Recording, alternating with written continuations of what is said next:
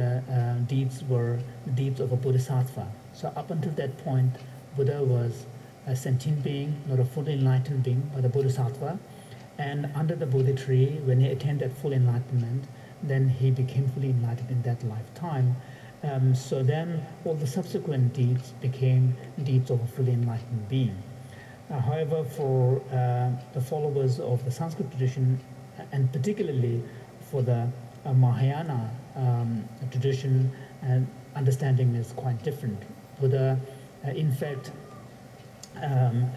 say for example, in Nagarjuna's 60 stanzas, Nagarjuna takes issue with this Vaibhashika explanation that the Buddha was not a fully enlightened being until he attained enlightenment under the Bodhi tree. And then when the Buddha attained final nirvana in Kushinagara, that's when Buddha ceased to exist. You know, that was the end of the final nirvana, was the total end of the Buddha's continuity. So Nagarjuna takes issue with that and says that if that is the case, then the problem is, the whole notion of someone attaining the final nirvana doesn't make any sense, because when the person is still alive, he hasn't attained it, and when he has attained it, he is no more there. So therefore, the notion, according to the interpretation which the Vaibhashikas have proposed, the very notion of someone attaining the final nirvana seems to break down. And furthermore, another argument that Nagarjuna brings up is that he says that our understanding is that the Buddhahood is a result of Bodhisattva engaging in great deeds of accumulation of merit and wisdom over a period of 3 innumerable eons, all with the single-pointed aim of bringing about the welfare of other sentient beings. Now, if the Buddha is still alive, he hasn't attained it, and when he has attained it, he is no more there. So therefore, the notion, according to the interpretation which the Vaibhashikas have proposed, the very notion of someone attaining the final nirvana seems to somewhere just over 40 years of, enlightened activity. So the result, which is only so short, but the causal stages, which was so long, somehow doesn't seem to, to make sense. Somehow that doesn't seem to kind of, commensurate each other. So therefore, the idea that someone would spend 3 innumerable eons dedicated to this single aim of bringing about others' welfare and attain enlightenment, and then be able to serve others only for 40-something years, that somehow doesn't seem to make sense. So along these lines, Nagarjuna, rejected the idea that, at the final stage of nirvana, the person ceases to exist, the Buddha ceases to exist. And furthermore, Nagarjuna said that the sutras references to nirvana without residue and does not imply the very continuity of the Buddha has ceased to exist.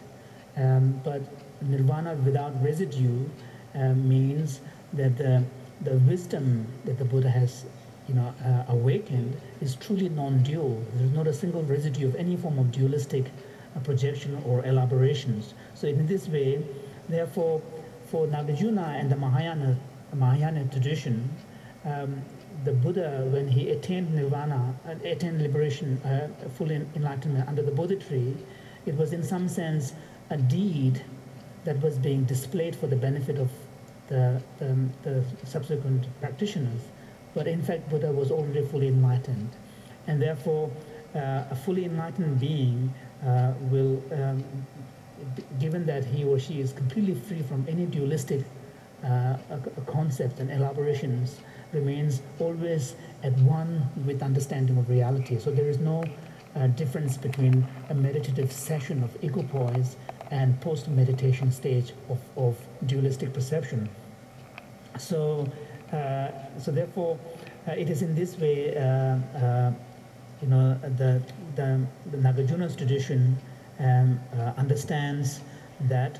And so when we read the second part of the preamble, where we then read, and at that time the Blessed One entered the meditative absorption on the varieties of phenomena called the appearance of the profound.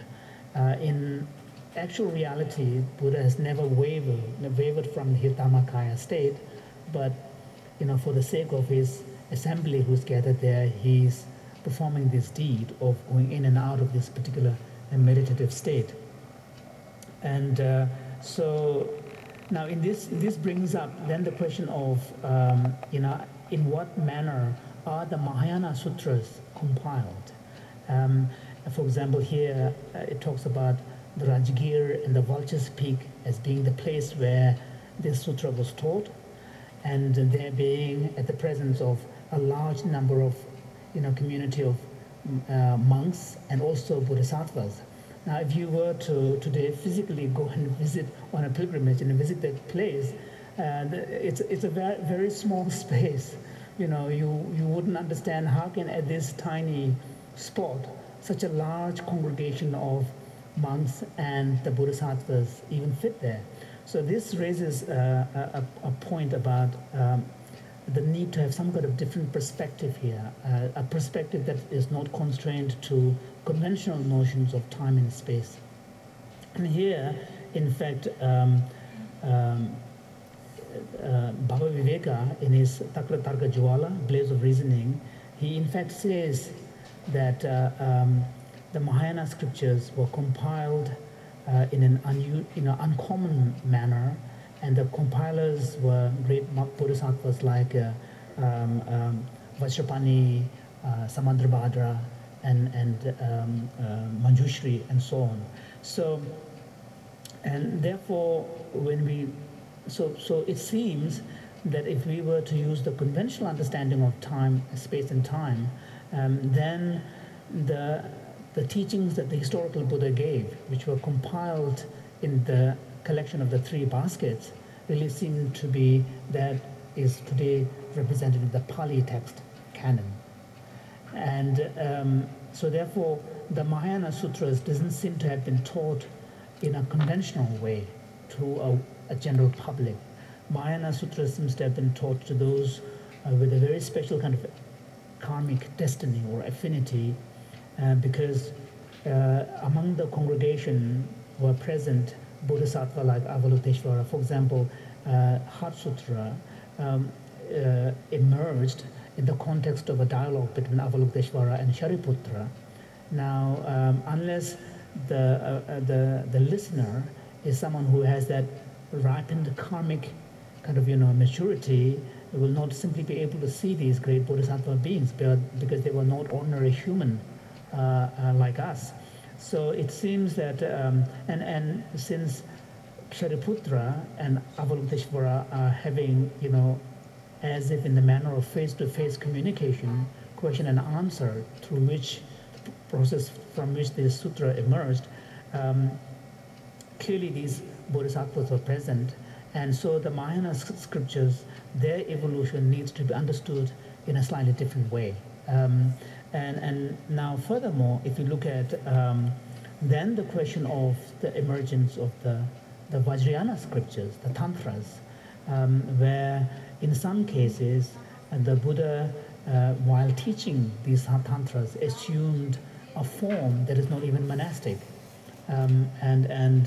So in some cases, Buddha assumes the form of the master of a central deity of a mandala, and then the tantras are taught, and so therefore, and therefore, some of these tantras may, their evolution even after the historical Buddha is dead, could be tenable, because they are, in some sense, inspired scriptures that emerges in the context of this kind of experience.